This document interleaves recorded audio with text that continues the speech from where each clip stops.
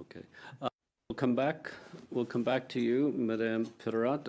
We'll move to Mylène Bernard. If you could proceed with your opening statement. Oui, merci, Monsieur le Président. Merci aux députés pour cette occasion d'échanger avec vous. Je prends la parole aujourd'hui à titre de co-porte-parole du Conseil national des chômeurs et chômeuses, qui regroupe les organismes de défense des droits des sans-emploi, qui aide les travailleurs et travailleuses sur le terrain et milite pour l'amélioration en profondeur du programme d'assurance-emploi. Je m'attarderai aujourd'hui sur deux éléments principaux. En premier lieu, il faut soulever que l'emploi des jeunes est un indicateur économique important. L'état de la situation est surtout le reflet d'une forte instabilité, d'une grande incertitude, liée en grande partie à la guerre commerciale avec les États-Unis. Il y a une crise.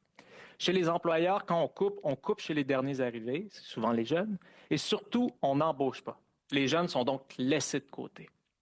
À ce sujet, il dit, et je le dis très clairement, alarmant de voir que le gouvernement ne prêche vraiment pas par l'exemple en supprimant 2000 emplois étudiants dans la fonction publique et en procédant à des réductions d'effectifs touchant particulièrement les jeunes.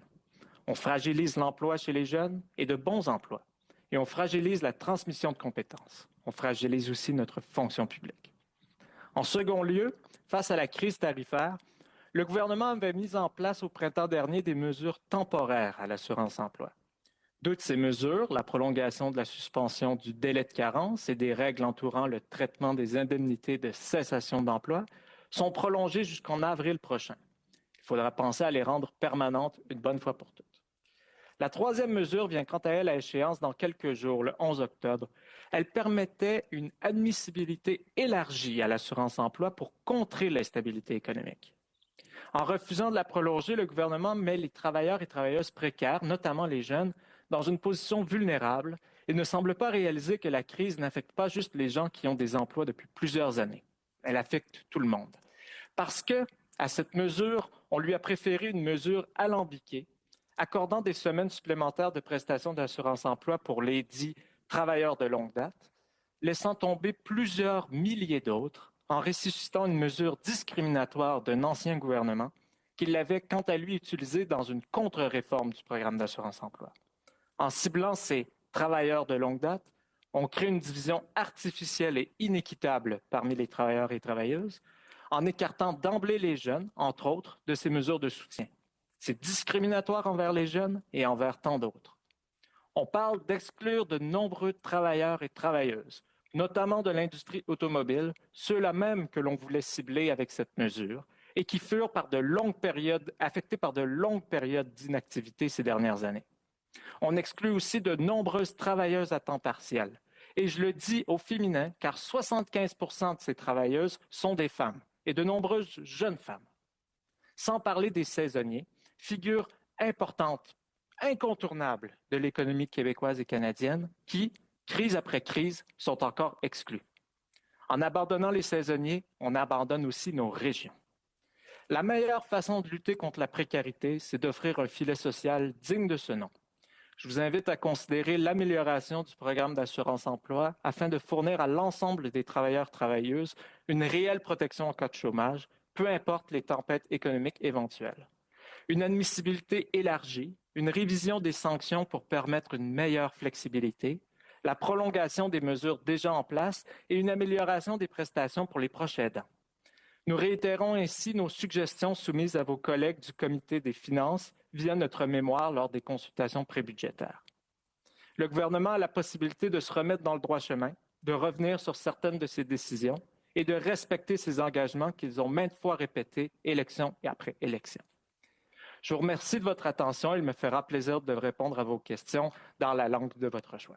Je vous remercie. 2 minutes et 30 secondes. Merci, Monsieur le Président.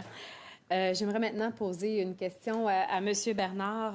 J'ai écouté votre présentation au début et je ne peux pas dire que je suis en désaccord avec quoi que ce soit que vous avez dit. Je vous dis même que ça fait du bien entendre ces paroles-là. Ça fait des années que je souhaite et que je milite, je pense que je peux dire ce terme-là, pour une réforme de l'assurance-emploi. Et j'aimerais savoir, parce qu'il y a toujours des raisons pour lesquelles on nous dit qu'on ne peut pas faire de réforme. Ça fait 10 ans qu'on l'attend et je vous dirais que j'ai travaillé dans d'autres domaines et ça fait peut-être une vingtaine d'années et plus qu'on l'attend. Donc, est-ce que le gouvernement devrait aller de l'avant en période de crise, peut-être comme ils l'ont fait pendant la crise de la COVID pour la PCU? Et qu'est-ce qui fait en sorte qu'on n'arrive pas à faire une réforme aussi rapidement? Nous, on a déposé un projet de loi au Bloc québécois, mais est-ce qu'on est prêt? Est-ce qu'on a assez consulté?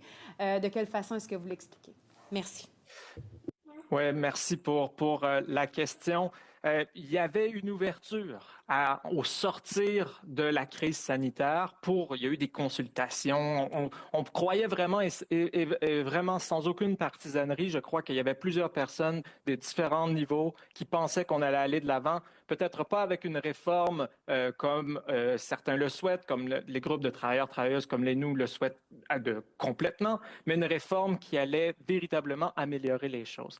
Toutefois, on a mis les pieds sur les freins à un moment sans réelle raison. Il y a eu des excuses, mais des excuses, c'est comme le système informatique ou je ne sais trop, ou je ne sais trop quelle autre raison. Par contre, qu'est-ce qu'on sait, c'est quand on se remémore certaines crises. Il y a cette citation que j'aime beaucoup de l'ancienne secrétaire au travail de Franklin Delano Roosevelt qui avait dit « Le but de mesures sociales, ce n'est pas de régler simplement un problème, mais de régler les problèmes qui vont venir plus tard. » Donc, de mettre en place des structures qui vont faire en sorte que lorsqu'une crise arrive, lorsqu'il y a des problèmes, des chocs économiques, nous avons un système robuste qui permette de protéger les travailleurs. À l'inverse, durant les 30 dernières années, si ce n'est que quelques améliorations au cours des 5 dernières années, qu'est-ce que nous avons eu? C'est un rétrécissement, un détricotage, un démantèlement de l'État social qui avait été construit au niveau fédéral pour l'assurance-emploi. Alors, on est prêt, on a juste à mettre en œuvre? C'est assez intéressant parce que mon prédécesseur, M. Pierre Serré, avait fait plusieurs témoignages devant différents comités de la Chambre des communes et il y en avait un où il avait dit c'est comme le slogan de Nike, « Just do it ». Donc, en fin de compte, qu'est-ce qui reste à faire? C'est simplement le faire. Il y a une nécessité d'avoir une volonté politique. Il y a déjà eu une majorité parlementaire dans une chambre qui était minoritaire, mais il y avait une majorité parlementaire et une majorité qui est encore là lorsqu'on regarde les plateformes des différents partis qui sont favorables à une réforme ou du moins des améliorations à l'assurance-emploi. Merci, M. Bernard, Mme Gill.